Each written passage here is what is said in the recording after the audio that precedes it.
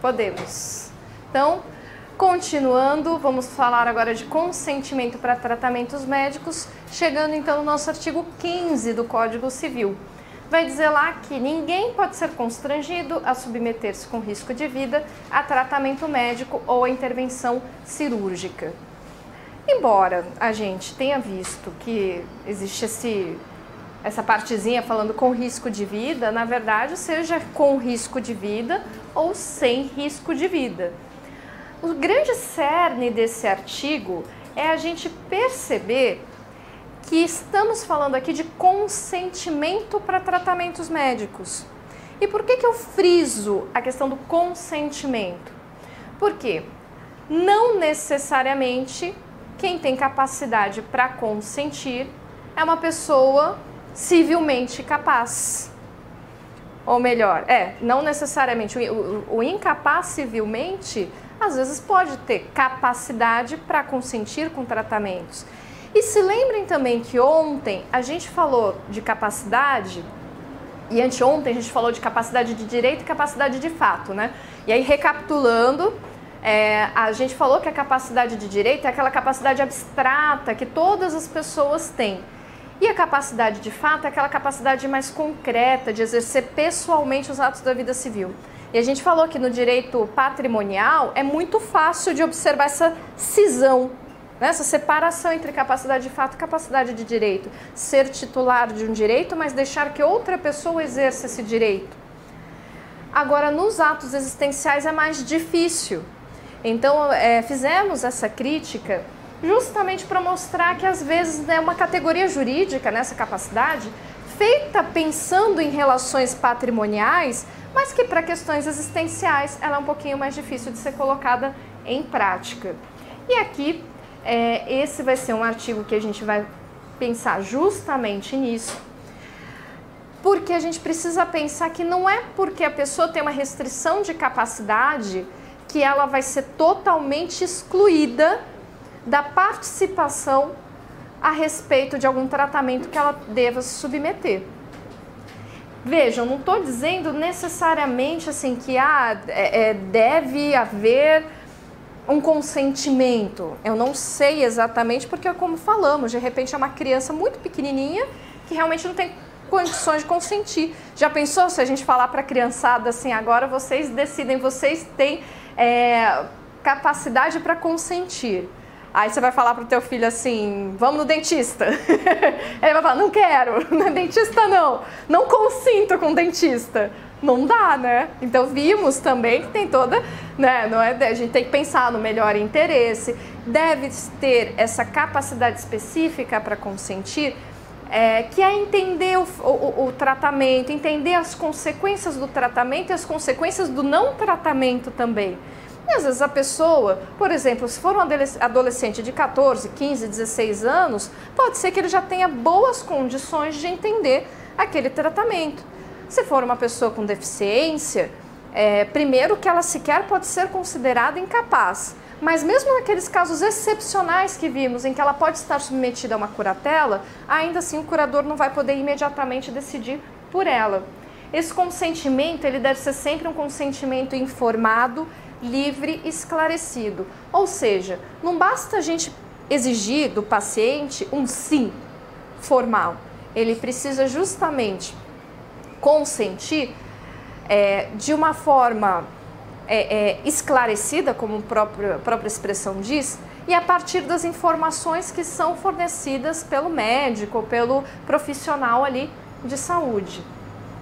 Eu trouxe alguns dispositivos para a gente pensar de pessoas, de algumas normas aí voltadas para populações vulneráveis. Então, a primeira, o Estatuto do Idoso.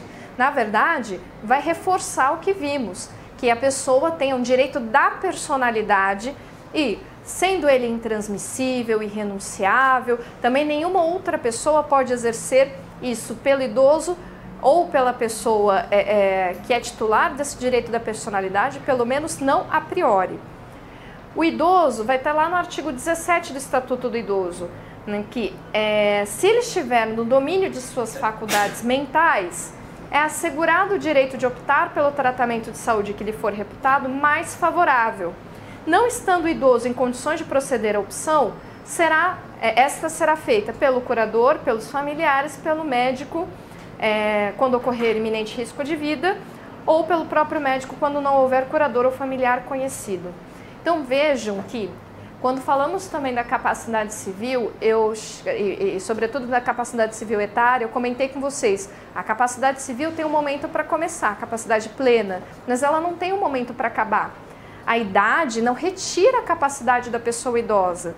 E isso precisa sempre muito ser reforçado, porque às vezes na prática a gente vê pessoas achando que porque alguém é idoso não pode decidir por si só.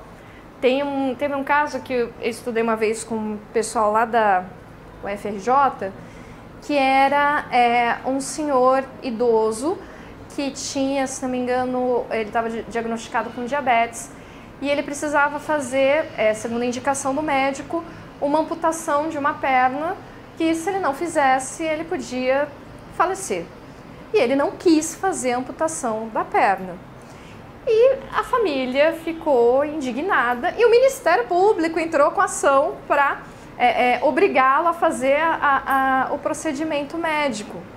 Então vejam só, é complicado, né? No fim das contas não foi deferido, né? Porque justamente o artigo 15 do Código Civil diz que ninguém é obrigado a se submeter a tratamento médico, mesmo com risco de vida, né? Se a pessoa tiver consciência, se a pessoa tiver capacidade para consentir, ela decide.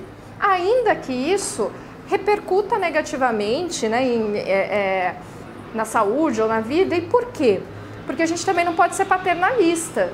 Ah, mas é melhor viver sem uma perna do que morrer. A gente não pode julgar as opções existenciais de uma pessoa. Isso daí a gente pode levar a opção existencial de cada um, né? Assim, se alguém pensar assim, legal, né? Vamos garantir que essa opção seja respeitada, mas não impor para uma outra pessoa que ela, né, ache alguma coisa para a vida ou para a saúde dela. Então é bem importante a gente reforçar com relação ao idoso, justamente porque muitas vezes ele é tido como uma pessoa incapaz e, sobretudo, com relação a questões de saúde.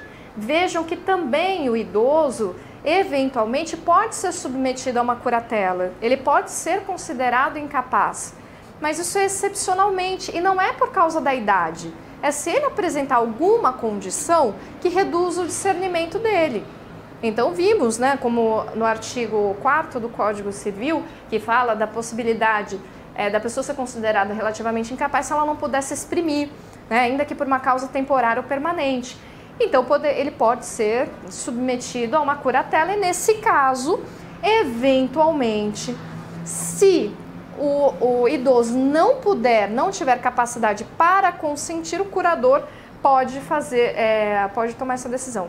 Percebam que quando a gente falou da pessoa com deficiência, a gente falou lá que o artigo 85 faz a limitação aos atos patrimoniais, mas eu também reforcei para vocês que, eventualmente, pode-se deferir decisões a respeito do cuidado existencial ali do próprio corpo, da própria pessoa com deficiência a um terceiro, desde que seja no melhor interesse dessa pessoa, dessa pessoa com deficiência, porque também a gente não pode descuidar dela.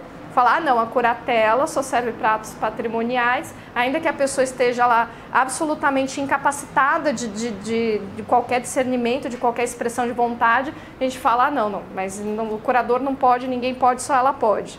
Então seria o mesmo que dizer que a pessoa tem um direito, ou que a pessoa não tem direito, porque se ela tem direito e não pode exercer, ela não tem direito.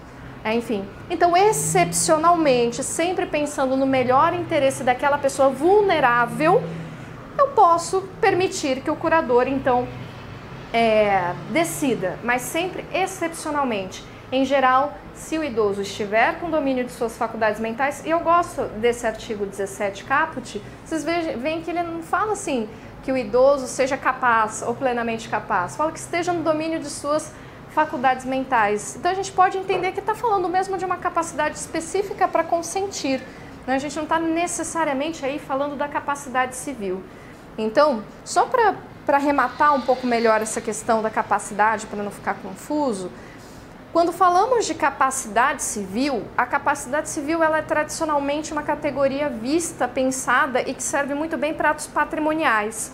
Quando falamos de atos existenciais, sobretudo aqui nos direitos da personalidade, a gente vai ter que ver essa capacidade civil de uma forma bastante crítica, de maneira a garantir na maior forma possível a participação da pessoa vulnerável no processo decisório a respeito dos direitos e interesses dela mesma. Seja idoso, pessoa com deficiência, criança, adolescente, não poderemos utilizar como justificativa para excluir essa pessoa da participação sobre ela mesma o fato de ela ser incapaz, ou ser considerada incapaz, ser submetida à curatela, ou ser mesmo só considerada incapaz como incapacitário, né, que não tem nenhum procedimento judicial prévio. Bom, mais uma vez a pessoa com deficiência aparecendo aqui na nossa aula. Agora eu trouxe outros artigos do Estatuto da Pessoa com Deficiência para vocês, que são os artigos 11, 12 e 13, que vão falar também sobre as intervenções médicas na pessoa com deficiência. E vejam só, o artigo 11 vai dizer que a pessoa com deficiência não poderá ser obrigada a se submeter a intervenção clínica ou cirúrgica, a tratamento ou a institucionalização forçada.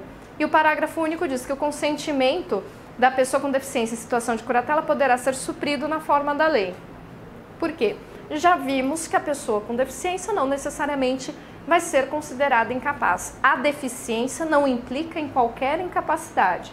Excepcionalmente, quando essa pessoa com deficiência estiver sob curatela, em situação de curatela, como diz aqui o parágrafo único, para garantir os seus melhores interesses, para não permitir que os seus direitos sejam violados, para não deixar essa pessoa desprotegida, esse consentimento, que não vai ser imediatamente um poder dado ao curador, porque o curador só vai ter o poder sobre os interesses patrimoniais, esse consentimento pode ser suprido na forma da lei. Existe uma discussão que seria essa na forma da lei, mas no fim das contas uma questão prática, se a gente não tiver ninguém para obter esse consentimento, seria via judicial, né? Um suprimento de consentimento aí na via judicial.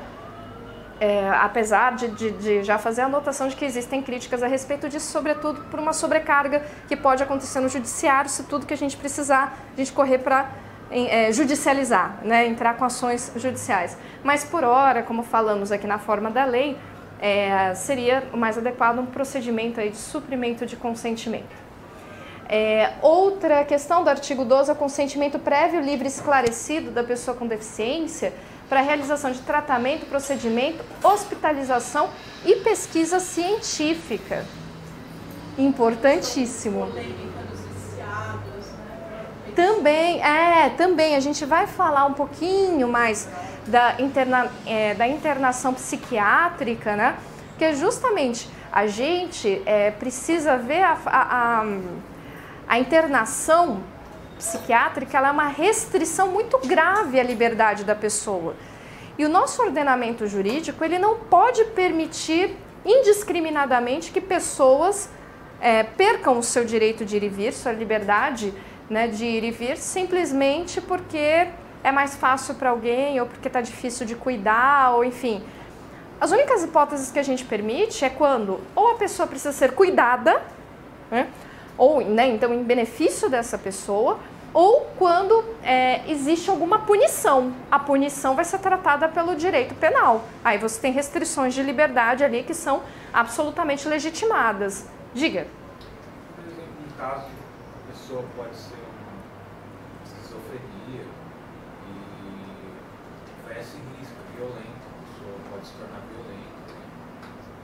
E ela não, se você perguntar para ela se ela vai consentir, ela nem aceita que ela tenha essa doença. Como é que faz? Pode ser? Como é que fica esse consentimento? É complicado o caso, porque assim, primeiro, a gente tem algumas... Uma das questões mais polêmicas E eu vou até complicar o teu exemplo, que você falou de uma pessoa diagnosticada talvez com esquizofrenia e que tenha um comportamento violento. E eu já até falo para todos que nos ouvem, que a gente está ciente aqui, sabe, que muitas vezes até a maior parte das pessoas diagnosticadas com esquizofrenia não representam risco para a sociedade, não representam um risco imediato. Então, para a gente só não ter esse preconceito, né, de pensar assim, porque esquizofrenia, pronto, a pessoa é violenta. Mas a gente pode ter, por exemplo, uma grande discussão a respeito da internação de pessoa com psicopatia. E aí, como é que eu faço, né? Porque ela pode ser um risco para a sociedade. O que eu posso te dizer de uma forma mais...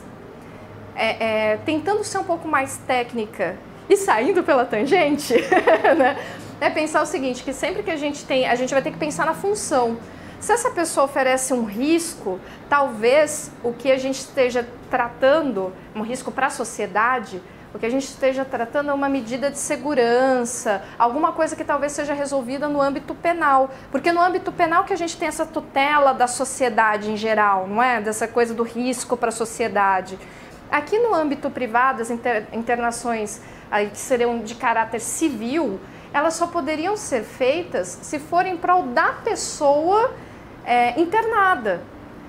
Porque aqui, imediatamente, o que a gente vai se preocupar é com esse interesse dessa pessoa que vai ser, que está com essa doença, ou que está com essa condição e que está sem tratamento. Então, essa que tem que ser a vertente que a gente vai utilizar de acordo com o caso. Eu não excluiria, a priori, a possibilidade de internação forçada. Mas eu falo que a gente tem que ter muita cautela nessa internação forçada para não haver essa disfuncionalização, que o que a gente vê muitas vezes é isso, é uma internação forçada sendo feita quase com caráter punitivo, quase não, assim, com caráter punitivo travestido de que é uma internação civil para ter menos, talvez, ou mais flexibilidade nos requisitos do que é, por exemplo, uma internação quando se faz no âmbito criminal, né, que vocês devem saber melhor do que eu, que é muito mais complicada de ser feita, né? Então, a gente tem que ter só esse cuidado para não ter essa disfuncionalização. Eu não diria que você desconsidera totalmente o interesse da sociedade no direito civil, de maneira nenhuma, até porque a gente já viu que o direito civil também está observando o princípio da socialidade, né? Que essas relações, essas interações coletivas são importantes. Mas a finalidade é diferente. A finalidade dessa proteção social, dessa internação como uma sanção, ela vai ser mais vista lá no direito penal. E ainda assim, com todas as ressalvas, que eu não sou penalista e vocês também devem ter melhores referências para tratar sobre esse tipo de internação. Mas na civil, o que eu posso dizer mais é isso, assim, que tem que ser, desde que eu prove, por exemplo, que essa condição está sendo também prejudicial para aquela pessoa, e que provavelmente está. Porque se a pessoa pode se tornar violenta a ponto de agredir outra pessoa, tenho certeza que também isso não é seguro para ela e que também vai ser necessário um cuidado extra para ela. Você vê como é difícil, né? E como exige sempre um exercício de interpretação, de ponderação. A gente não está falando aqui que simplesmente depende do caso concreto, que é a resposta mais fácil, né? Depende do caso concreto. Não, mas é só a gente pensar que a interpretação para a solução do caso tem que ser sempre pensando também na função dos institutos. Para não ficar uma coisa muito imediata. E já dizer assim, que em geral a gente não pode imaginar e tem que tentar é um exercício muito importante, porque nós estávamos baseados em paradigmas, a gente estava baseado em verdades assim absolutas que a gente está tendo que desconstruir. Então é um exercício diário a gente perceber, por exemplo, que a pessoa com deficiência é capaz. E que a deficiência não gera nenhuma limitação a priori. Né? Que sim da consequência de eventual condição de saúde que a pessoa tenha. Que pode ser deficiência ou pode ser qualquer outra coisa. Então isso é um exercício diário. Por isso que o EPD ele vai falar dessa questão da proibição, justamente porque não é a deficiência que vai gerar uma possibilidade ali, ou uma viabilidade de um tratamento ou de uma hospitalização obrigatória. Se for o caso, é outra situação, outra condição que vai fazer com que a pessoa seja seja submetida a uma internação forçada. E olhe lá dentro de condições muito específicas, já sabendo de todas as polêmicas dessa medida, eu coloco como, né, última rácio, né, para já não dizer para vocês que ela é absolutamente inviável. Já falando no caso de pessoas com drogadição, um dos grandes problemas dessa internação forçada é a gente achar que a internação forçada resolve. Justamente a internação forçada, ela muitas vezes não contribui para a reabilitação da pessoa. Muito pelo contrário. E aí o que a pessoa quer com a internação forçada? O que a gente vê quando a gente vê algumas pessoas, até alguns políticos defendendo internação forçada? Muitas vezes é afastar a pessoa com drogadição da sociedade, segregar. Isso é que não pode acontecer e por isso que a medida não é efetiva. A pessoa quer, e eu vou dar o crédito disso que eu estou falando justamente ao professor Gabriel Schumann, lá de Curitiba, que ele fala assim, a pessoa não quer tratar a pessoa com drogadição, quer tratar a droga, quer tratar a droga e não a pessoa viciada. Então esse é o problema, assim, que essas medidas, e que envolve inclusive problema de saúde pública, né, assim, que não é uma questão simplesmente individual, puramente individual, né, enfim, mas você vê que é complicado, né? Tudo isso para a gente concluir que é muito complicado, mas vejam que justamente questão de drogadição, aqui a gente aproveitou o gancho para poder falar um pouquinho, mas não envolve estatuto da pessoa com deficiência. A gente não está falando necessariamente pessoa com drogadição tem deficiência, né? São coisas também bem diferentes. E justamente por isso é bem criticável colocar a pessoa com drogadição entre as pessoas incapazes.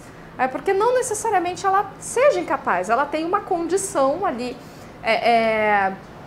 de saúde, talvez de saúde mental, que possa interferir, torná-la um pouco mais vulnerável, um pouco mais, ou bem vulnerável em algumas situações, mas isso não significa que ela seja uma pessoa com deficiência, né? E ela às vezes é vista como uma pessoa também ou equiparada, ou pior, né? A gente coloca todos os incapazes, um balaio de gato, coloca todo mundo como incapaz, sendo que nenhum deles é. E desconsidera a vontade, vai internando, vai segregando, que o importante é não ter esses entraves, né? Que nem o pessoal da Cracolândia, que é o que não tem a Cracolândia, porque a Cracolândia é feia, a Cracolândia é suja, né? Assim, o problema não é a pessoa na situação de drogadição, essa é a crítica, né? Enfim, e o Estatuto da Pessoa com Deficiência faz a gente prestar atenção nisso, e eu vou até, deixa eu ver se eu posso aqui, vou tentar, explicar até um pouquinho de onde vem essa preocupação quando a gente trata de pessoa com deficiência. Quando a gente tem aquela fase de avanço técnico-científico, das tecnociências, da biomedicina, principalmente ali, eu sempre menciono a questão do nazismo como um fenômeno que contribuiu muito, porque tivemos muitas situações absolutamente afrontosas a qualquer mínimo direito das pessoas, justamente por não ter visto alguns grupos de pessoas como pessoas, né? E entre elas, a gente sempre ouve muito falar da perseguição do nazismo contra os judeus, mas não eram só os judeus, a gente já falou das pessoas indesejadas, né? Eram, na verdade, qualquer pessoa que interferisse na pureza da raça ariana. Então, houve perseguição também a pessoas gays, a pessoas negras, a pessoas com deficiência. Exatamente, as pessoas com deficiência. E aí, eu te digo que não foi, eu falo do nazismo, porque sem dúvidas a gente tem, sobretudo com o Tribunal de Nuremberg, muita coisa a gente descobriu, mas não é um fenômeno só do nazismo. Sobretudo com essa corrida científica que a gente assistiu no século passado, a gente teve muitas situações em que os direitos dos pacientes foram violados. Muita coisa aconteceu, por exemplo, nos Estados Unidos, experimentações científicas sem consentimento de pessoas, envolvendo pessoas vulneráveis, criança, pessoas em vulnerabilidade social. Tivemos justamente pessoas com deficiência, e elas tratadas simplesmente como um objeto da ciência, assim, um objeto a ser pesquisado, né? E não como pessoas. Então foi um movimento muito importante para que a gente reconhecesse a necessidade de obtenção de conhecimento, de consentimento dessas pessoas, né? de reconhecer como pessoas. Nos Estados Unidos, a gente teve um estudo, foi na década de 40, se não me falha a memória, mas que perdurou até a década de 70. Foram questão assim, de 30 anos de um estudo, se não me falha a memória, foi tuberculose, se não me engano, pior que eu tô com uma infecção grave, que foi um estudo feito, a gente fala que é o estudo Tuskegee. Essa pesquisa aqui, depois de curiosidade, vocês podem pesquisar para saber o que aconteceu nesse estudo. Pegaram algumas pessoas negras para participar desse estudo e a ideia era acompanhar a evolução de uma doença. E aí sabe o que fizeram para acompanhar a evolução da doença? Sífilis. Isso aí, muito bem. Obrigada. Sífilis. Sabe o que fizeram eram 400, mais ou menos 400 pessoas negras. Sabe o que fizeram para acompanhar a doença? Deixaram as pessoas sem tratamento. Sem que elas sequer soubessem o que estava acontecendo. Só se dizia assim, olha, eram pessoas em situação de vulnerabilidade, vem aqui no hospital vez ou outra, dá um remédio, algumas receberam até placebo, né? E isso por vários anos, 30, 40 anos, só para ver como é que era, né? As pessoas, inclusive, elas eram colocadas num cadastro que elas não podiam receber tratamento em lugar nenhum, em hospital nenhum, para garantir que ela não iria abandonar o estudo, que era muito importante estudar sífilis. Aí depois, no meio do caminho, ainda se descobriu a penicilina, então já podia dar o tratamento para esse pessoal. Não vai, porque a gente precisa saber qual é a evolução da doença. Então, olha a desumanização desse tratamento. Então, é por isso que quando a gente vê aqui, entendendo esse histórico e pensando que as pessoas com deficiência foram tão alvo dessas pesquisas, quanto outras populações, minorias, tidas como indesejáveis. No nazismo a gente tinha um médico, que era o Mengele, que morreu até aqui no Brasil, que era conhecido como médico dos gêmeos. Ele adorava pegar e estudar gêmeos, sobretudo crianças gêmeas.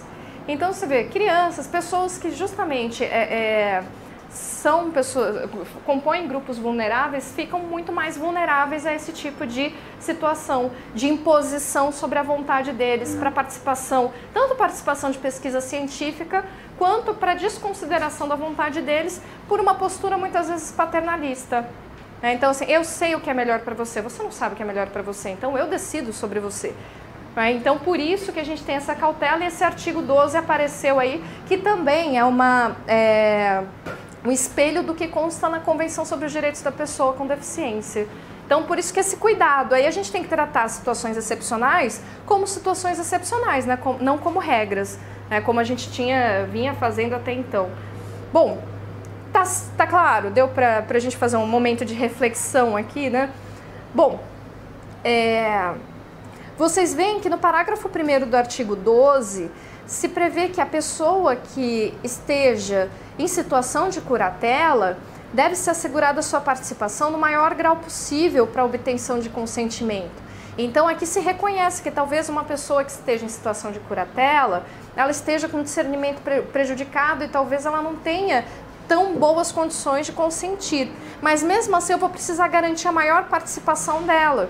Não é simplesmente chegar e ir lá e fazer qualquer coisa, qualquer procedimento, né? Por mais, às vezes, até que eu tenha, cogitar aqui que uma outra pessoa autorize um procedimento, por exemplo, uma pessoa idosa que está num grau muito avançado de Alzheimer, não tem mais discernimento, não consegue se exprimir, enfim, mas ela precisa de algum tratamento, de algum cuidado. É lógico que, de repente, um curador, ali, um filho, pode autorizar um exame necessário, enfim. Só que não é simplesmente ir lá, chegar e furar a pessoa. Então você precisa obter, e isso é o artigo 12, parágrafo 1º. ela deve ser assegurada sua participação no maior grau possível, ainda que esse maior grau possível não seja o grau de obter o consentimento, sim ou não, a autorização, mas pelo menos de explicar, de fazer com que essa pessoa participe. Bom,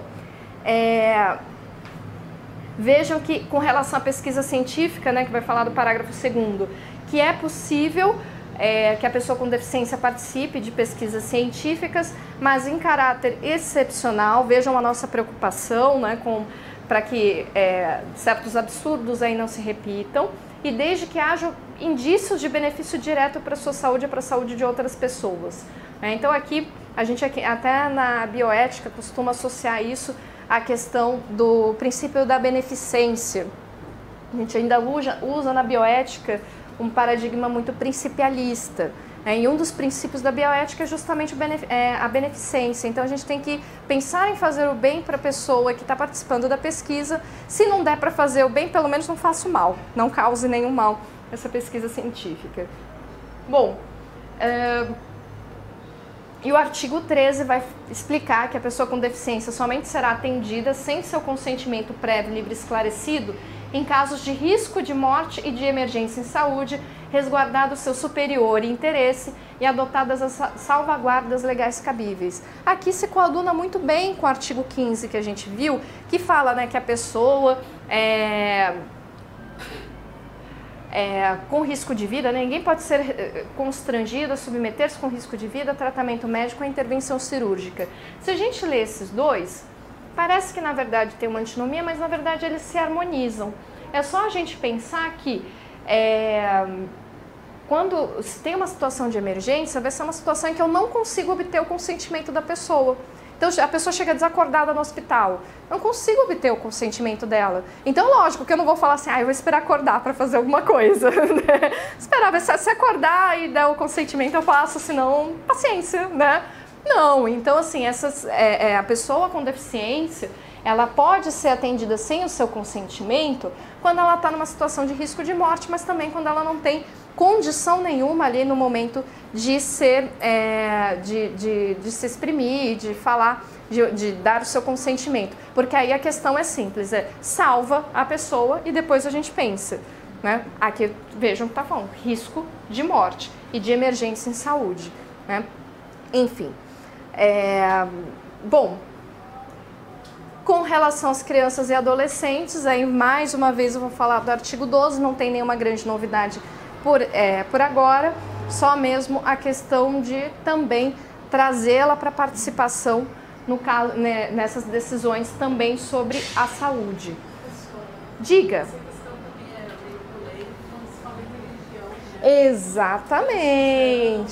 Exatamente, muito bem, muito boa lembrança.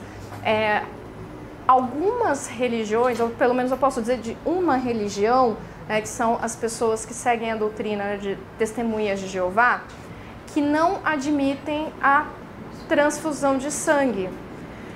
É uma particularidade da religião, porque eles entendem que haveria uma impureza depois e que por conta disso eles não poderiam alcançar o céu, o paraíso, enfim, o fim da religião deles. Isso é muito severo para a pessoa testemunha de Jeová. Para ela a consequência é realmente muito dramática. É como se falasse assim, olha, a partir de agora você, né, está, né, ímpio, né? Então você é algo muito grave. Então o que acontece? O que nós temos com base em tudo isso, eu gostei da sua lembrança que a gente pode fazer agora um cotejo interessante. A orientação que a gente pode pensar é a seguinte: se a pessoa, testemunha de Jeová, chega no hospital, precisa fazer algum procedimento e precisa fazer a transfusão e está em condições de consentir, se ela não consentir, o que acontece? Não, vamos pensar no adulto, né? Numa pessoa não tem problema nenhum, chegou lá, né? Precisa fazer às vezes até uma cirurgia, que aí devido à complexidade da cirurgia os médicos já avisam, né? Olha, tem uma possibilidade de precisar de transfusão de sangue e tal, aí tem médico que até se nega se a pessoa não quiser fazer a transfusão de sangue. Exatamente. E aí, o que faz? Primeiro, a gente precisa pensar que se essa pessoa tem capacidade de consentir plena e é até uma pessoa... Oi? Exatamente, a escolha dela, artigo 15. Não adianta a pessoa ter vida, mas não ter vida com dignidade. Isso, perfeito. Não é ter dignidade. Perfeito, muito Mas bem. isso é uma pessoa adulta que tem a Isso é uma pessoa que tenha condições de consentir, né? Perfeito. Exato. Oi? Que não esteja na iminência do risco. Isso, porque na verdade a questão da emergência, o importante também aqui... Não está com risco de vida iminente. Mas ainda assim, se ela estiver consciente, estiver com risco de vida iminente, mesmo assim não vai ser autorizado que alguém faça alguma coisa contra a vontade dela, porque se ela não consentir, paciência, é a vontade dela. O que pode ser feito é se ela estiver, por exemplo, desacordada, se ela não tiver em condições de consentir. Então, às vezes, chega uma pessoa no hospital de um acidente e está lá desacordada. O médico, ninguém nem sabe, muitas vezes a prioridade é o quê? Salvar. O objetivo é salvar. Salvou. Depois descobriu que era pessoa testemunha de Jeová, enfim. Mas, infelizmente, descobriu-se depois, não tinha como observar. Mas, enquanto a gente puder observar, enquanto a pessoa tiver condições de consentir, a opção dela deve ser garantida, né? A liberdade dela deve ser garantida. O problema é criança. Às vezes bebezinho, né? Às vezes muito criancinha. E aí o que acontece? Os pais que decidem. E sabe o que se tem entendido? Que quando se trata de criança e adolescente, deve-se fazer sim a transfusão, ainda que contra a vontade dos pais. Ainda que contra a vontade dos pais. E aí eu falo para vocês só uma crítica, que a gente também... Só mais uma, né? Quase a gente não critica as coisas aqui. Uma coisa que a gente precisa ter atenção só é o seguinte: essa criança ou esse adolescente, ele é criado por esses pais que seguem essa doutrina. E cuja consequência é muito grave. Então, beleza, salvou a criança, salvou o adolescente, depois essa criança, esse adolescente vai voltar para essa família que vai achar que ele vai, né, que acabou a vida dele. Então, assim, a gente também talvez precise fazer um acompanhamento posterior, ver como é que está a condição dessa criança, desse adolescente, que nem você falou, não adianta nada ter vida e ter vida indigna, né? E tem que fazer um acompanhamento para ver como é que vai ser o comportamento desses pais, para ver se os interesses dessa criança vão continuar a ser preservados por esses pais, né? Dada a consequência que é tão grave e até muito chocante para a família, né? Para a gente não ficar só com uma análise muito fechada e muito pontual, né? Como se o problema fosse viver ou morrer. Só que depois o pós também é importante, né? Sobretudo quando o resultado é a vida, é a permanência da vida. Então, você vê como é complicado, como a gente precisa ter... Ortotanásia, como é que é? Sim. Exatamente. Então, o que nós temos no nosso ordenamento hoje? E é legal, adorei a sua pergunta, porque a gente pode até fazer uma relação interessante com o artigo 5º. Nós temos, e isso daí até que você trouxe alguns termos que a gente trabalha muito na bioética e no biodireito, que é a eutanásia e a ortotanásia, tem quem fale também de estanásia, morrer, né? Enfim, que é muito discutido, que pra gente, lá fora já está em patamares assim, de discussão bem interessantes. Aqui no Brasil a gente tem vários entraves, né? Então vocês veem que o principal é o direito penal, que pune mesmo, vocês falam de homicídio privilegiado, não é isso? Quando se faz o homicídio pela, como é que fala? Esqueci, por não é compaixão que fala, mas por questão humanitária, né? Então dá uma redução de pena ali para quem praticou, mas no fim das contas aquilo continua sendo considerado homicídio. Só para a gente ter rapidamente ali também um panorama disso. Em geral, a gente tem a eutanásia, que vem de eu e Thanatos, que era o deus da morte. Então, assim, vem de boa morte, mais ou menos, né? Que pode ser ativa ou passiva. Pode ser tanto a própria pessoa praticando o suicídio assistido, ou pode ser alguém fazendo a eutanásia naquela pessoa, né?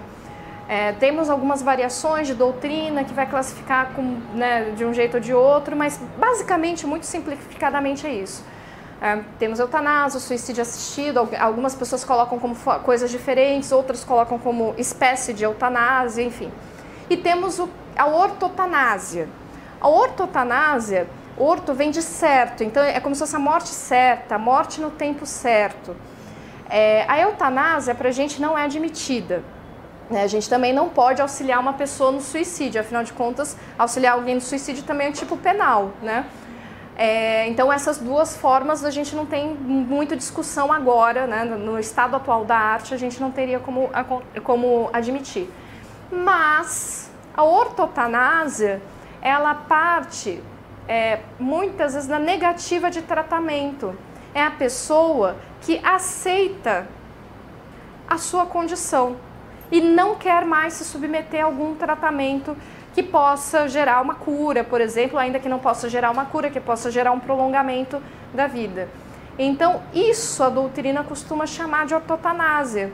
E se a gente for pensar bem, a ortotanásia, ela é compatível com o artigo 15, porque é a negativa de tratamento. Eu tenho direito à autonomia para poder negar um tratamento médico qualquer que seja, ainda que tenha com risco de vida. Exatamente, inclusive, exatamente, que aí a pessoa não faz tratamento e geralmente, e muitas vezes até o médico que encaminha, mas aí no caso não estou falando do artigo 15 porque pode ser uma própria, o médico fala, sei lá, inoperável, mas enfim, mas muitas vezes a pessoa é encaminhada para o que a gente chama de cuidados paliativos, que são justamente aquelas medidas para amenizar a dor, para dar conforto e que não tem um objetivo imediato de cura, porque a gente sabe que não vai gerar cura, né, aquele cuidado paliativo, mas é para tratar com humanidade, para tentar dar um conforto, tirar a dor, né, enfim, naquela situação de vulnerabilidade daquele paciente. Bom, agora, nós temos inclusive resolução do CFM, vai me perdoar que eu não vou me lembrar agora exatamente o número, tratando da negativa de tratamento pelo paciente. E que justamente o Conselho Federal de Medicina falou ainda em ortotanásia, né? E quando falou, pasmem, teve um Ministério Público, não me lembro de qual estado, que entrou com uma ação civil pública contra o Conselho Federal de Medicina por conta dessa resolução, falando que estaria se tentando legalizar a eutanásia. Olha que engraçado, né? Assim, não, nada engraçado, óbvio, mas assim, que mistura de categorias, né? Mistura a eutanásia com a ortotanásia, com tudo, enfim. Fato é que, acho que foi julgado por uma justiça federal, também não vou me lembrar agora exatamente o número do processo, mas no fim das contas essa resolução continua aí em prática, enfim, é só uma resolução também de CFM, não é norma jurídica, lembrando, mas também é uma fonte ali de se entender como é que são as práticas. E aí, juridicamente falando, a negativa de tratamento tem um fundamento jurídico que é o artigo 15. Então, exatamente. E justamente esses preconceitos que a gente tem de muitas vezes adotar uma postura paternalista e muitas vezes de adotar uma postura paternalista com relação às outras pessoas, de achar que justamente a vida é o mais importante sempre, né? A proteção da vida a qualquer custo. E sem entender essas peculiaridades, os sofrimentos também que algumas decisões causam. Mas fato é que a sua pergunta foi bem pertinente, bem legal, para a gente ver que no fim das contas, o que a gente chama de ortotanásia, como tem esse sufixo que vem do thanatos, que é o mesmo da eutanásia, a gente fica com esse preconceito de achar assim, não pode nada. Mas na verdade pode sim. E quando se fala em ortotanásia, a gente teria um fundamento jurídico para defender ela, sim, a partir do artigo 15 do Código Civil. Interessante, né? Obrigada pela pergunta. Excelente. Exatamente, mas para você ver como dá para a gente criar... Naquele caso mesmo que eu citei para vocês, do senhor idoso que não queria fazer a amputação. Na verdade, não é bem isso também? Se a pessoa está se negando a um tratamento, mesmo sabendo que aquilo pode incorrer, em última análise, à morte. Mas é a escolha dela, né? Aí alguém poderia falar, então é ortotanásia. Então é ortotanásia. Então significa que ele vai ficar aí numa cama em casa sofrendo? Não. Significa que a gente deveria então pelo menos encaminhar cuidados paliativos e não deixar de cuidar da pessoa. Porque ela está se negando a um tratamento médico, mas ela não está falando que ela quer morrer sofrendo. E muitas vezes é um 880, né? Assim, ah, não, você não quer tratamento, então vai embora, né? Então vai para casa e sofre em casa quietinho, né? Enfim. Então, vejam isso, que é bem interessante. Obrigada pela sua pergunta. Acredito que com relação... Perfeito! Olha o timing! Muito bom! A gente termina hoje, então, esse direito da personalidade com relação ao direito ao próprio corpo. Amanhã a gente vai falar de direito ao nome. E aí a gente fala também do nome social, a gente vai falar um pouquinho dos direitos das pessoas transgênero, né? Eu prefiro falar transgênero. Infelizmente não deu para falar hoje, né? Porque hoje é justamente, só para registrar, hoje é o dia da visibilidade trans, então teria sido perfeito, né, falar hoje, mas falamos amanhã e damos mais visibilidade possível, né? É isso, pessoal. Então até amanhã e muito obrigada pela presença de vocês.